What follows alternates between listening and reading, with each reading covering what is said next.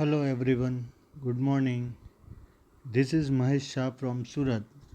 I am working as a postgraduate teacher. You all welcome to my YouTube channel. This is the first video for Standard 9 Subject Social Science NCERT syllabus. Before I start this video, I would like to inform you that you should subscribe the channel, like the video, share the video and press the bell icon for the new part of regarding chapter. So this is NCERT syllabus. It is different from the GSCB syllabus and similar to CBSE syllabus. It is quite lengthy, but the informations are very important for general knowledge. In history, if we check, many battles and many revolutions held, but in that, two revolutions are impact very well on other countries' freedom. One of them is French Revolution, and another is Russian Revolution. Then after Indian Revolution, also considered a remarkable event of the history. But here we are going to study about the French Revolution. तो I welcome to all of you, मेरे YouTube channel पे आप सबका स्वागत है। आज जो video में हम बात करने वाले हैं वो French revolution chapter 1 NCERT syllabus standard 9 subject social science के बारे में बात करने वाले हैं। इसमें सबसे पहले हम इंट्रोडक्शन देखेंगे, उसके बाद फ्रेंच सोसाइटी जो 18th सेंचुरी में, लेट 18th सेंचुरी में कैसी थी उसके बारे में बात करेंगे, यानी 1780 के आजू बाजू से। फिर वहाँ पे कैसे प्रॉब्लम्स क्रिएट हुए, स्ट्रगल टू सर्वाइव। फिर मिडिल क्लास कैसे डेवलप्ड हुआ, ग्रोइंग मिडिल क्लास। रिवॉल्यूशन कैसे चालू हुआ, the outbreak of the revolution. France become constitutional monarchy. तो रिवॉल्यूशन के बाद सबसे पहले फ्रांस कॉन्स्टिट्यूशनल मोनार्की बना, तो वो कॉन्स्टिट्यूशनल मोनार्की क्या है वो हमें डीपली समझना पड़ेगा। उसके बाद France becomes a republic nation. Then after the reign of terror, directory rules of France, as well as women revolution also, and abolition of slavery, and in the last revolution and everyday life. And at the end of this video, this whole chapter, I will give you an exercise for your revision. तो French revolution का time और America का freedom का time approximately बहुत पास में है। तो introduction से हम चालू करते हैं चैप्टर को। तो ये जितने भी पिक्चर्स या स्लाइड्स जो मैंने बनाई है वो स्पेशली आपके लिए है, आपके टेक्स्ट बुक में इतना डिटेल्स में नहीं है। तो ये आपको एक बेनिफिट रहेगा मेरा वीडियो देखने का कि यहाँ पे आप इंग्लिश विथ हिंदी और विथ डिस्प्ले आप कंटेंट को समझ सकते हो, क्योंकि जब हम पिक्चर्स देखते हैं स्क्रीन के ऊपर तो वो हमें ज़्यादा जल्दी मेमोरी में स्टोर हो जाता है। तो यूएसए का जो फ्रीडम डे है वो 4 जुलाई 1776 है और रशियन रेवोल्यूशन का टाइम 1789 के आजू बाजू है। तो यहाँ पे हम ऐसा समझ सकते हैं कि यूएसए की फ्रीडम जो थी मिली उनको ब्रिटेन से, उससे इंस्पायर होकर फ्रेंच में रेवोल्यूशन चालू हुआ। अब हम जो बात कर रहे हैं फ्रेंच रेवोल्यूशन की बात कर रहे हैं, फ्रांस की बात कर रहे हैं। तो रेवोल्यूशन क्यों हुआ? Because there was a discrimination among the people. ये जितनी भी स्टोरी हम आगे जाएंगे बहुत इंटरेस्टिंग टॉपिक्स आने वाले हैं। तो जब भी रिवोल्यूशन होता है, रेवोल्यूशन होने का रीज़न डिससेटिस्फेक्शन होता है, क्योंकि जितने भी सिटीजन्स हैं अगर वो कुछ टॉलरेट करते हैं कोई भी कंडीशन को, तो एक्सट्रीम लेवल तक जाने के बाद वो जो फीलिंग्स है, हेटेड की फीलिंग्स, वो अपने आप रेवोल्यूशन में, रिवोल्ट में कन्वर्ट हो जाती है। फ्रेंच रेवोल्यूशन का भी रीज़न यही था, रशियन रेवोल्यूशन का भी यही था, जो हम सेकंड थर्ड चैप्टर में पढ़ेंगे। कैसे ज़ार्स ने रशियनों को डिस्टर्ब किया था, कैसे सप्रेस करते थे, हैरेस करते थे। और इंडियन रेवोल्यूशन का भी रीज़न यही था कि ब्रिटेन के जो ब्रिटिशर्स थे वो कैसे हमारे साथ ट्रीट करते थे, वो हमने ऑलमोस्ट अब 9th स्टैंडर्ड में आ गए तो हम पढ़ के ही आए हैं। तो सिमिलर टॉपिक, सिमिलर कंडीशन, जब एक फ्रस्ट्रेशन की लिमिट क्रॉस हो जाती है तब ऐसा सिचुएशन क्रिएट होता है जहाँ पे पूरी सिस्टम बदल जाती है। तो on the morning of 14 July 1789 the city of Paris was in a state of alarm. The king had commanded troops to move into the city. Rumors spread that he would soon order the army to open fire upon the citizen. Some 7,000 men and women gathered in front of the town hall and decided to form a people's militia. तो 1789 को 14 जुलाई की ये बात है कि Paris में सब लोग गैदर्ड हो गए। वहाँ के जो किंग थे लुइस 16, उन्होंने ऑर्डर दे दिया उनकी आर्मी को ओपन फायर करने का, और अप्रोक्सीमेटली 7,000 मैन एंड वीमेन वहाँ पे टाउन हॉल करके प्लेस है, जो हम आगे जब देखेंगे तो मैं आपको दिखाऊंगा कि कौन सा टाउन हॉल है। वहाँ पे उन्होंने एक पीपल्स मिलिटिया यानी लोगों की आर्मी एक बना दी। They broke into a number of government buildings in search of arms. उन्होंने वहाँ पे बहुत सारी तोड़फोड़ की। Finally a group of several hundred people march toward the eastern part of the city and storm the fortress prison the Bastille. तो ये एक प्लेस का नाम है बेस्टाइल, और उन्होंने उनकी जो उसका जो कॉर्डन था, उसकी जो वॉल्स थी जहाँ पे प्रिजन्स थे, वो तोड़ दी। Where they hope to find hoarded ammunition. वो उन्होंने इसलिए किया क्योंकि वो सोचते थे कि वहाँ पे उनको कुछ वेपन्स मिल जाए। In the arm fight that followed the commander of the Bastille was killed and the prisoners release through there were only 7 of them. तो उस बेस्टाइल जो प्रिजन था, वहाँ का जो कमांडर था, वो वहाँ पे उसका मर्डर हो गया, और जितने भी प्रिजनर्स थे वो सब रिलीज़ हो गए, क्योंकि बेस्टल में जो सोल्जर्स थे वो खाली 7 सोल्जर्स ही बचे थे। Yet the Bastille was hated by all because it stood for the despotic power of the king. तो बेस्टल को सब लोग हेट करते थे क्योंकि यहाँ पे सबको पनिशमेंट मिलती थी। The fortress was demolished and its stone fragments were sold in the market to all those who wished to keep a souvenir of its destruction. The days that followed saw more rioting both in Paris and the country yard. Most people were protesting against the high price of bread. तो यहाँ पे ये reason आ रहा है कि French revolution चालू होने का रीज़न क्या था, तब ब्रेड था, क्योंकि कंडीशन इतनी ख़राब हो गई थी, लोगों के पास की इनकम नहीं थी, और सामने जो फूड ग्रेन्स था उसकी प्राइस इतनी बढ़ गई थी कि लोग उसको परचेस नहीं कर सके। और ब्रेड यानी अगर खाना नहीं मिलेगा तो बहुत सारा चेंजेस पूरी सिस्टम में आ सकता है, and this is a example of that hunger. Much later, when historians looked back upon this time, they saw it as the beginning of a chain of events that ultimately led to the execution of the king in France. Though most people at the time did not anticipate this outcome.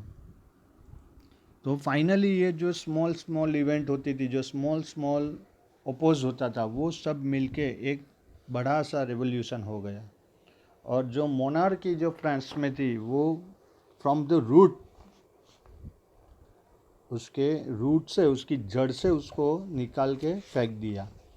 अब यहाँ पे हमें देखना है कि ये revolution होने के रीजंस क्या है, हिस्ट्री में क्या लिखा है, किस तरह से ये, हमें रीज़न तो पता चल गया कि ब्रेड के लिए ये हुआ था, पर कैसे इंसिडेंट्स हुए, कैसी कंडीशंस क्रिएट हुई, और किस तरह से लोग ये रिवोल्ट में इन्वॉल्व हुए, उसके बारे में हमें डीपली समझना पड़ेगा।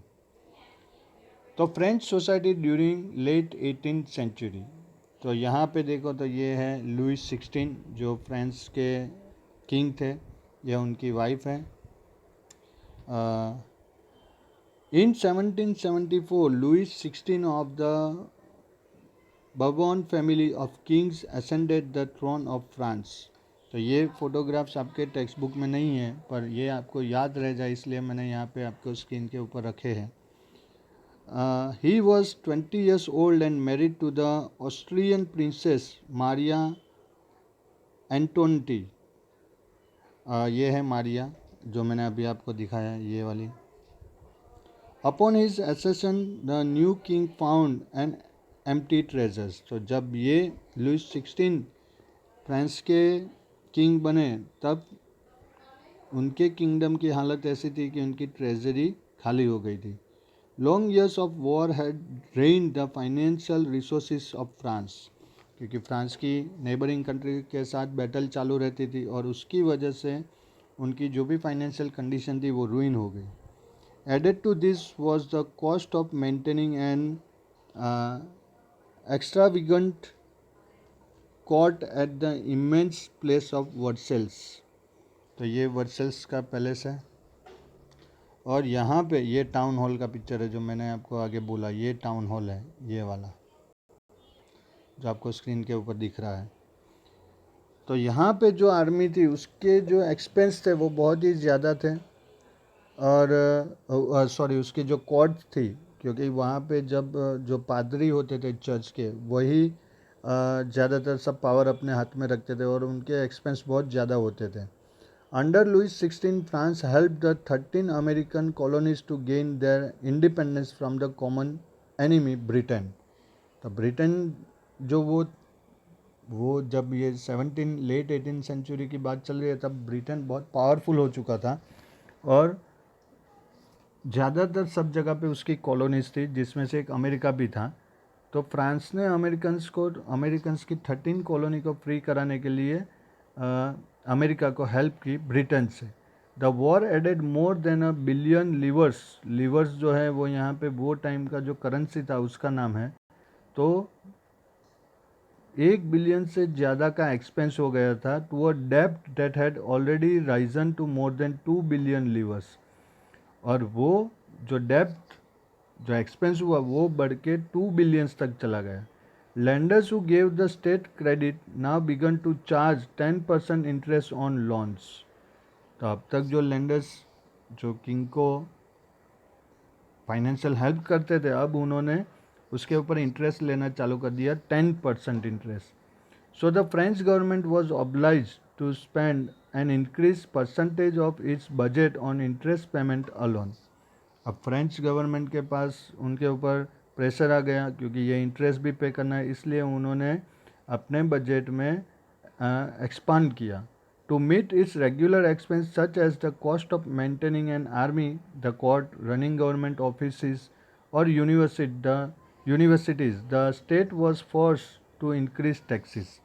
अब ये जब एक्सपेंस बढ़ा तो ये एक्सपेंस को मेंटेन करने के लिए उन्होंने टैक्स बढ़ा दिया.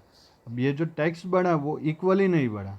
वो कैसे बढ़ा वो यहाँ पे देखते हैं. Yet even this measures would not have sufficient. तो ये जो स्टेप्स थे वो भी सफिशिएंट नहीं थे. French society in the 18th century was divided into 3 estate. तो इसकी वजह से फ्रेंच सोसाइटी को 3 एस्टेट में डिवाइड कर दिया गया and only member of the third estate paid tax. तो ये जो 3 ग्रुप बने वो इस तरह से थे. क्लेर्जी, नोबेलिटी और थर्ड एस्टेट में जो आते थे वो कॉमन पीपल आते थे, जैसे आर्टिशियन है, फार्मर है, लोकल पीपल है. ये आप यहाँ पे देख सकते हो, ये भी फ़ोटो आप देख सकते हो. ये 3 है, इनमें से ये टैक्स नहीं देंगे, ये टैक्स नहीं देंगे और टैक्स खाली ये जो कॉमन पीपल थे उनको देना था. और ये रीज़न था रेवोल्यूशन का. The Society of Estate was part of the feudal system that dated back to the Middle Age. The term old regime is usually used to describe the society and institution of France before 1789. तो 1789 से पहले feudal system थी वहाँ पे, जिसको जमींदारी प्रथा बोलते हैं, जो हमारे इंडिया में भी थी. और 1789 से पहले वहाँ पे कोई चेंज नहीं आया था.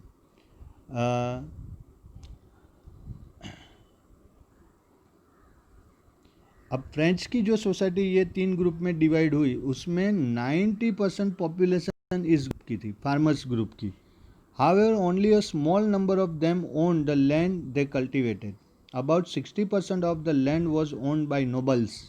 यानी ये उनके मालिक हुआ करते थे.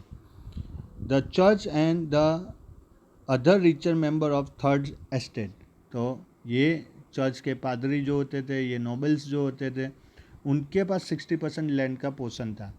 और ये ग्रुप में, थर्ड एस्टेट के ग्रुप में जो रिचर लोग थे, जो पैसे वाले थे, उनके पास था.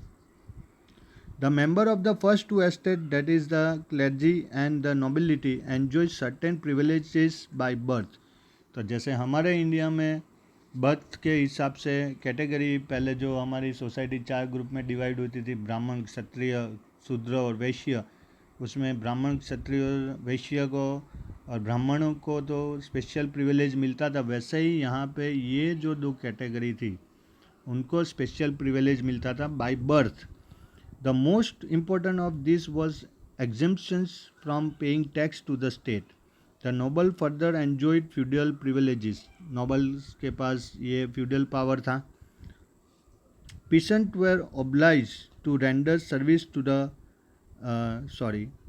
This include feudal dues which they extracted from the peasant. और ये जो लोग थे वो यहाँ पे थर्ड एस्टेट के जो peasant थे उनके पास से ये टैक्स कलेक्ट करते थे.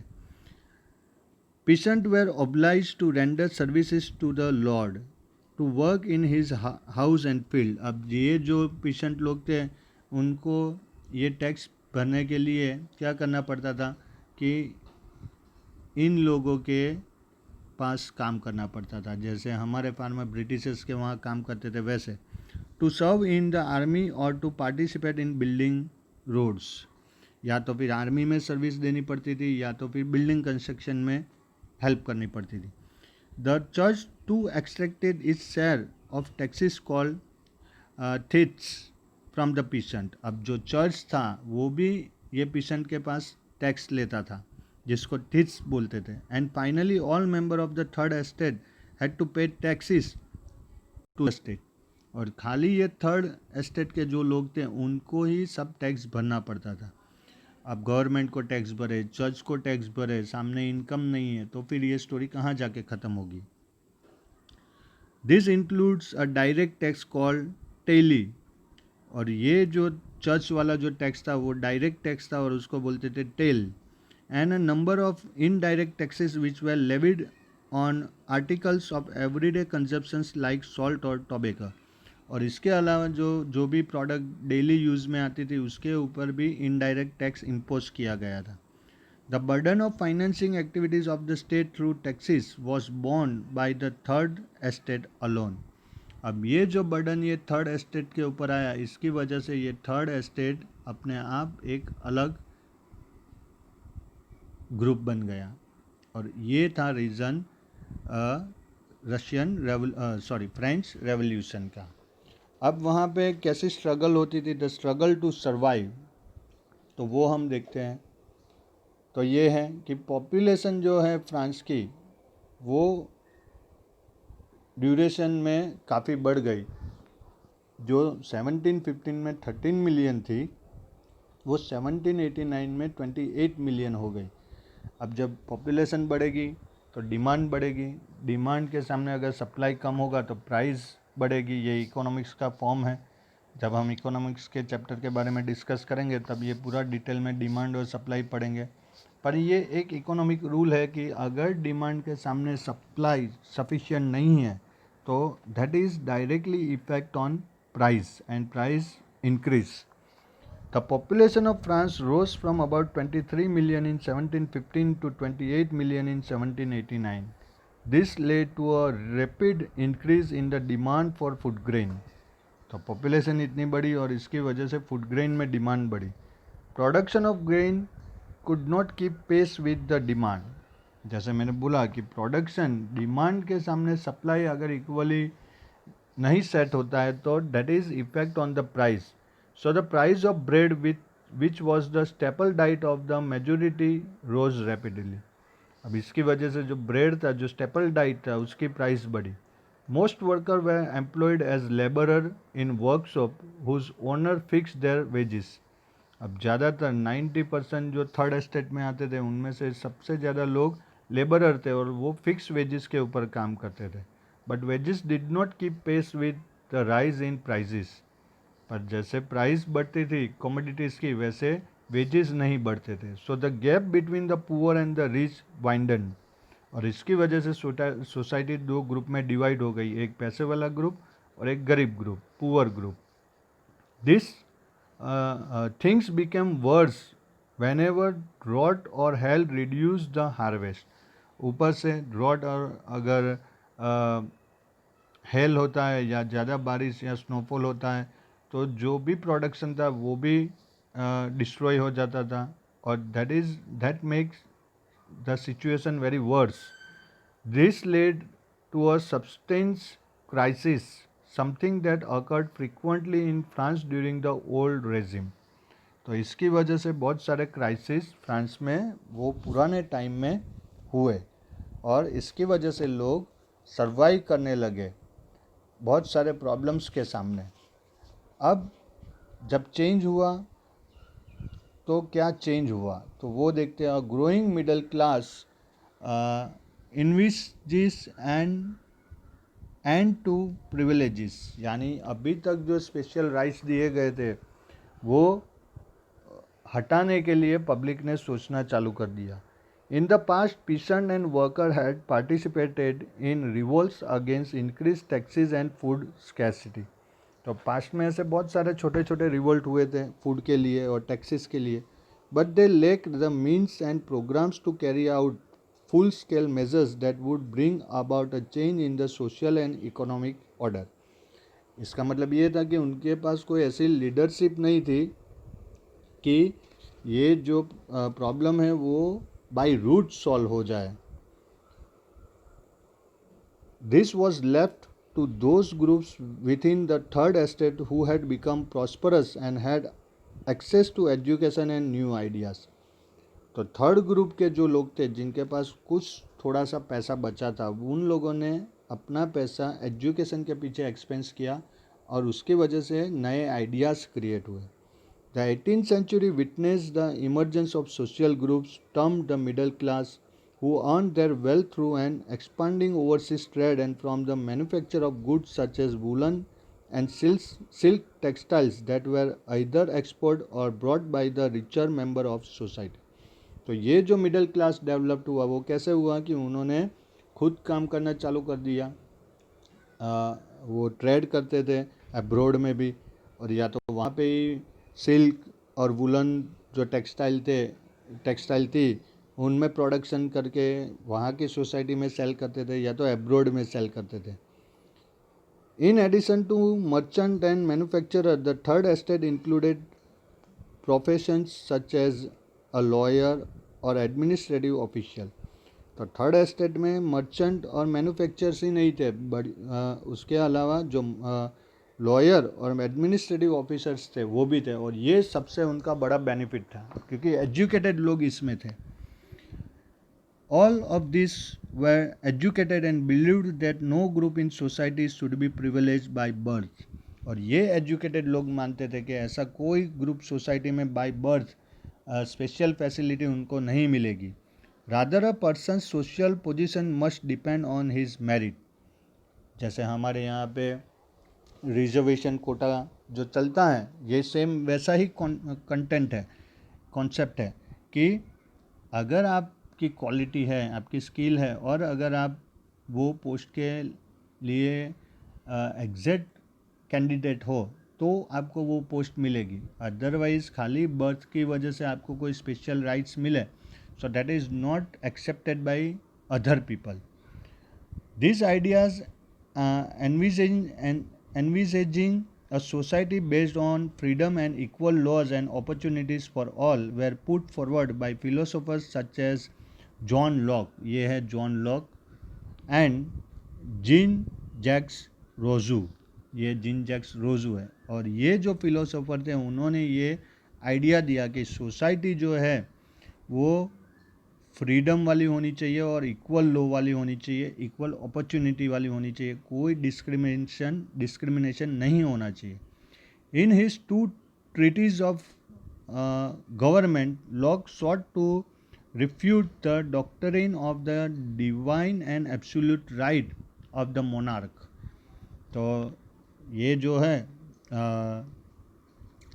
जॉन लॉक, उन्होंने अपनी book two treatises of government में क्लियरली ऐसा बोल दिया कि जो भी एब्सोल्यूट राइट और डिवाइन राइट्स जो है, ये जो रूल है, प्रिंसिपल है मोनार्क को यानी किंग को, वो एक्चुअली में होना ही नहीं. Rousseau carried the ideas forward, proposing a form of government based on a social contract between people and their representatives. तो यहाँ से ये कॉन्सेप्ट बाहर आया कॉन्स्टिट्यूशनल मोनार्की का. रोजू ने ये आइडिया जो था जॉन लॉक का, उसको आगे ले जाके ये आइडिया दिया कि सोसाइटी जो है वो एडमिनिस्ट्रेटिव सिस्टम कैसी होनी चाहिए. तो वो मोनार्क और जो लोग हैं लोकल सिटीजन, उनके बीच में कॉन्ट्रैक्ट बना के चलानी चाहिए.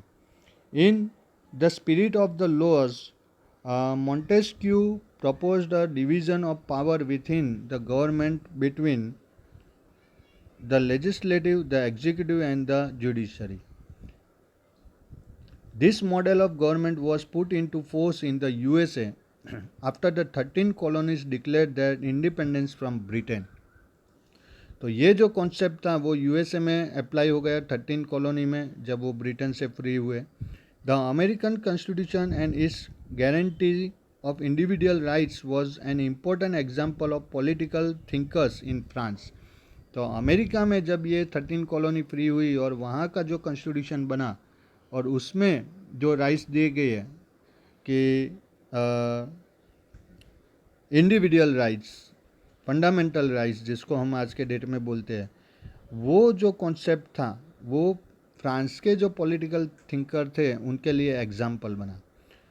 The idea of these philosophers were discussed intensively in saloons and coffee houses and spread among people through books and newspaper. तो ये जो आइडियाज़ थे वो आइडिया वहाँ की कॉफ़ी शॉप में डिस्कस होते थे, सलून शॉप में डिस्कस होते थे, न्यूज़पेपर में आते थे और ऐसे करके आम लोगों के बीच में स्प्रेड हो गया. These were frequently read aloud in groups for the benefit of those who could not read and write. और इसकी वजह से एक अग्रेशन आ गया कि जो लोग पढ़ नहीं सकते, लिख नहीं सकते, उनके राइट्स का क्या. The news that Louis XVI planned to impose further taxes to be able to meet the expenses of the state grant generated anger and protest against the system of privileges.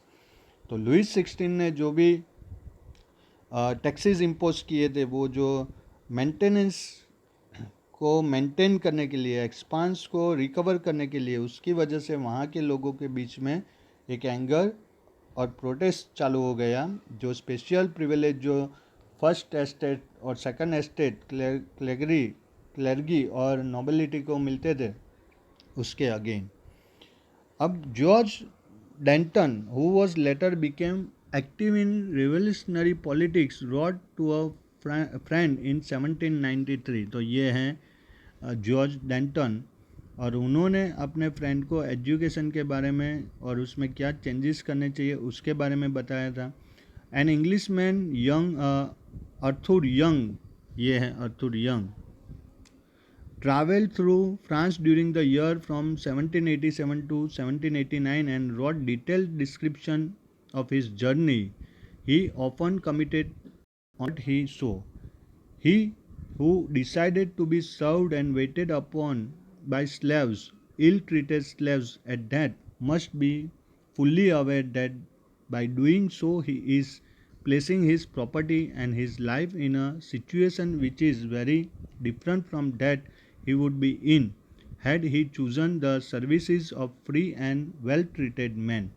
And he who chooses to deny to the accompaniment of his victims' groans should not complain if during a riot his daughter gets kidnapped or his son throat is slit.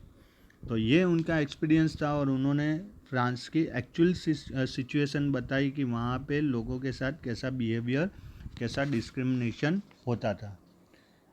तो आज के video में यहाँ तक ही रखते हैं। Next video में हम टॉपिक के ऊपर बात करेंगे, वो है the outbreak of the revolution. ये रिवोल्यूशन कैसे आउटब्रेक हुआ।